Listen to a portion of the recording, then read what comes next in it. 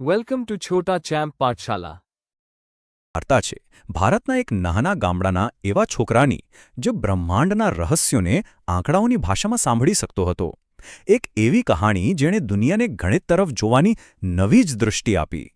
જરા વિચારો, જો નંબર્સ આંકડાઓ તમારા પાક્કા દોસ્ત બની જાય તો એ તમને કેવા અદ્ભુત અને રોમાંચક સાહસ પર લઈ જઈ શકે ખબર છે? ચાલો આજે એક એવા જ વ્યક્તિના જીવનમાં જઈએ જેમના માટે તો આંકડા જ બધું હતા. તો આપણે આ કહાણીની શરૂઆત થાય છે 1887માં જન્મેલા શ્રીનિવાસ રામાનુજનથી. એ નાનપણથી જ જાણે સંખ્યાઓની દુનિયામાં જીવતા હતા. જ્યાં બીજા બધાને માત્ર આંકડા દેખાતા, ત્યાં રામાનુજનને એક અલગ જ જાદુનો અનુભવ થતો. એમ કહી શકાય કે ગણિત માટેનો એમનો પ્રેમ એટલો જ જબરદસ્ત હતો કે એની સામે બીજા બધા વિષયો એમને સાવ ફીકા લાગતા. અને આ જ જુસ્સાને કારણે એમને પોતાની સ્કોલરશિપ પણ ગુમાવવી પડી હતી. એ કોઈ સામાન્ય બાળક નહોતા, ખરેખર એક બાળ પ્રતિભા હતા. જુઓ ને, ફક્ત 11 વર્ષની ઉંમરે તો એ કોલેજના 2 વિદ્યાર્થીઓ કરતાં પણ વધુ જાણતા હતા. 13 વર્ષની ઉંમરે તો આખું યુનિવર્સિટી લેવલનું ટ્રિગ્નોમેટ્રીનું પુસ્તક જાતે જ શીખી લીધું. અને 16 વર્ષની ઉંમરે તો પોતાના જ નવા અને અઘરા પ્રમેયો બનાવવાનું શરૂ કરી દીધું હતું. એમના આ અનોખા દિમાગને કારણે એમના દોસ્તો પણ એમને પૂરેપૂરા સમજી નહોતા શકતા.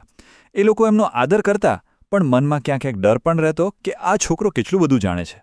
મોટા થઈને રામાનુજને એક સામાન્ય ક્લાર્કની નોકરી શરૂ કરી, પણ એમનું મન તો હજીએ ગણિતના રહસ્યોમાં જ ભટકતું હતું. ખાલી સમયમાં એ પોતાની નોટબુકમાં ગણિતના એવા સૂત્રો અને સમીકરણો લખતા હતા જે ખરેખર એક ખજાનો હતો.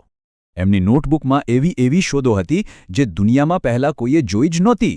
મોટા મોટા ગણિતશાસ્ત્રીઓ પણ જુએ તો એમને જાદુ જ લાગે. પણ હવે મોટો સવાલ એ હતો કે આ કિંમતી ખજાનાને દુનિયા સામે કેવી રીતે લાવવો?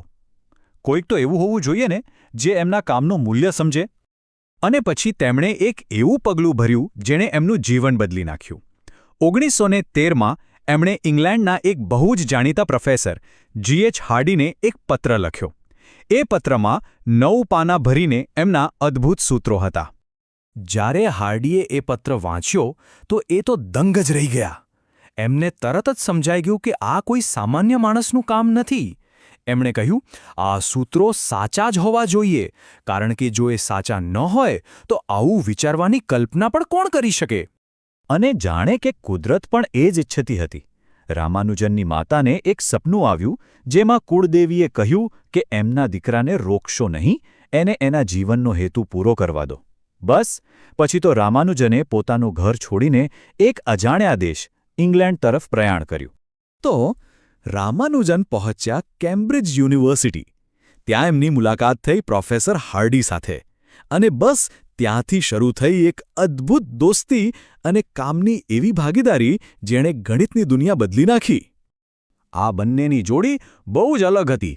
એક તરફ હતા રામાનુજન, જેમને આપણે જાદુગર કહી શકીએ, જેમના વિચારો, સપનાઓ અને અંદરની સૂઝમાંથી આવતા. અને બીજી તરફ હતા પ્રોફેસર હાર્ડી, જે દરેક વાત માટે પાક્કા પુરાવા અને સ્ટેપ બાય સ્ટેપ સાબિતીમાં માનતા હતા. પણ સાથે મળીને એમણે કમાલ કરી દીધી. આ નવી દુનિયામાં રામાનુજનની પ્રતિભાએ બધાને ચોંકાવી દીધા. એમને ઘણા મોટા સન્માન મળ્યા. એ રોયલ સોસાયટીના સૌથી યુવાન ફેલોમાંના એક બન્યા. કેમ્બ્રિજની ટ્રિનિટી કોલેજના ફેલો બનનારા એ પહેલા ભારતીય હતા. એમનું સંશોધન દુનિયાભરમાં છપાયું.